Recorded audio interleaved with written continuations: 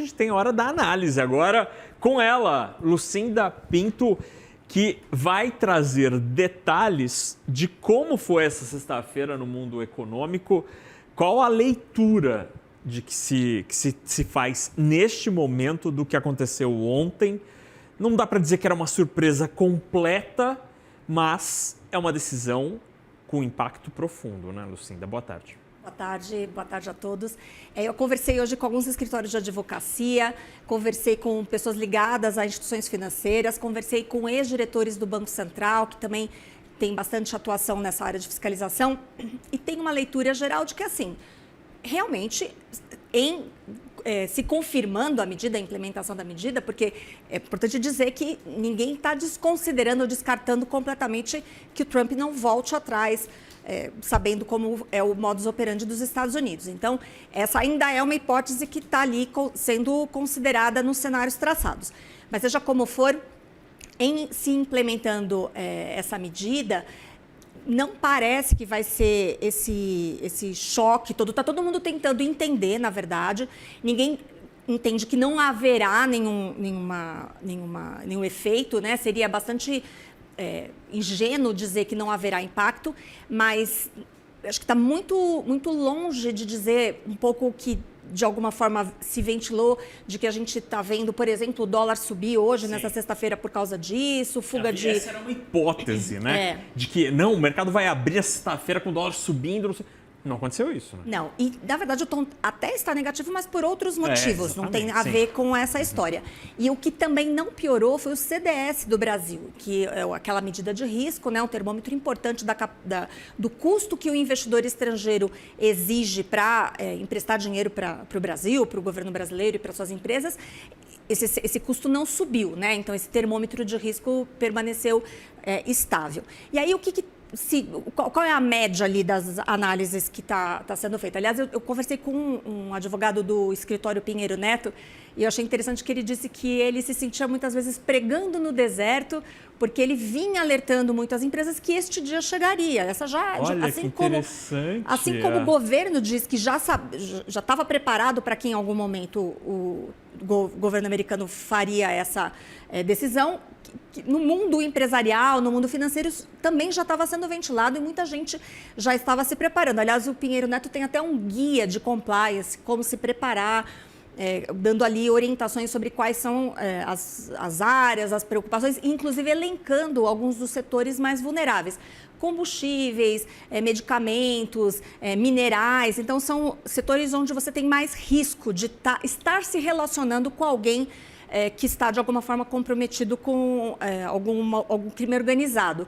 Porque são setores onde, por exemplo, existe muita falsificação, muito roubo de carga. Então, existem alguns setores onde a atenção terá que ser maior. E, obviamente, o sistema financeiro, o sistema bancário está entre eles.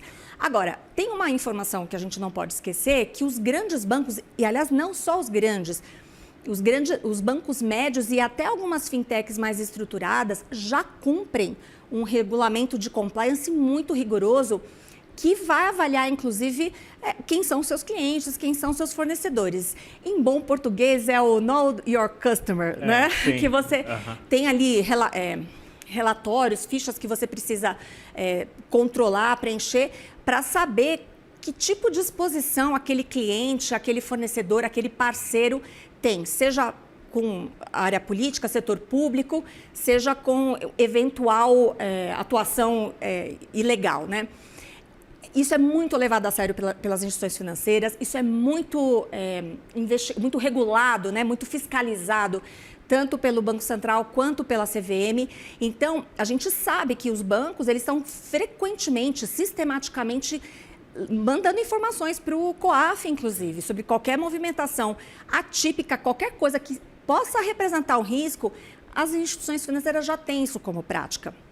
Então, para dizer o seguinte, esse receio de que vai ser algo devastador, trazer um custo muito grande, não é esta a leitura neste momento.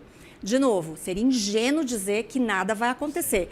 Obviamente que o risco de ter ali algum cliente de um cliente, um fornecedor, relacionado de alguma forma ao crime organizado ou ao terrorismo, que como quer chamar o Donald Trump, está sempre presente e todo mundo vai ter que ficar muito mais atento. Mas o sentimento é muito mais de preocupação com o que isso significa do ponto de vista político e, mais que isso, com a narrativa que vai se criar em cima desse fato dos dois lados e que tipo de consequência isso pode trazer. Então, nesse momento, eu sinto que o clima está muito mais nessa direção do que exatamente numa consequência objetiva, seja financeira, seja de custos, etc. A tua percepção indica que isso pode, de alguma maneira, eventualmente mudar o rumo das eleições? Você ouviu isso hoje? Seria grande o suficiente para isso? É esse a preocupação da coisa política? Iria por esse caminho ou algum outro? Eu não senti exatamente isso. Eu senti muito mais um receio de que seriam ruídos que poderiam levar a decisões distorcidas ou decisões inadequadas. Mas acho que nesse sentido, o que eu percebo é muito mais uma preocupação mesmo em esclarecer as coisas. Acho que está todo mundo muito mais para ouvir, para entender o que está acontecendo. Agora, o que eu posso trazer de concreto é que eu conversei, por exemplo, com gestores de fundos de crédito privado que compram títulos de companhias, né, os bonds, que negociam nesse mercado. E a constatação que esses profissionais trouxeram é de que, no caso do México, por exemplo, embora tenha havido ali uma série de...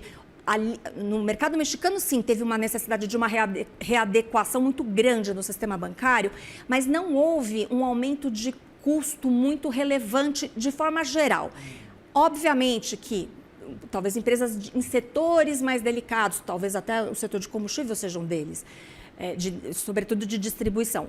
A capacidade ou a necessidade de mostrar mais informações, de ter mais transparência, talvez isso seja maior. Mas eles não perceberam, esses gestores, um aumento objetivo de custo de captação por parte nem das empresas, nem do governo.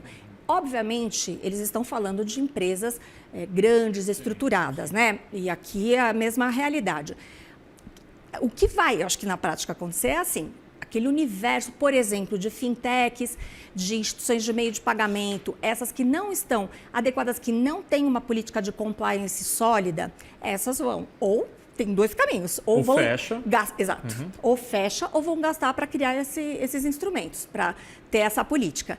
E o que a gente ouve aqui nessas conversas é uma coisa assim, talvez muitas tenham que fechar mesmo, porque talvez muitas estejam, de alguma forma, relacionadas com esse crime organizado, sim. Que é muito organizado. Sim, a gente não está falando aqui de puxadinhos, a gente está falando de uma empresa mesmo, né, que atua de forma... É uma holding internacional. Que paga em dia, que cumpre os seus compromissos. Então, deve ter realmente um universo aí. Ontem a gente trouxe a informação da operação da Polícia Federal com a Receita Federal, o Ministério Público de São Paulo, seis fintechs que movimentaram 26 bilhões de reais. Uma delas recebeu mais de R$1 bilhão em depósitos em dinheiro, em cash.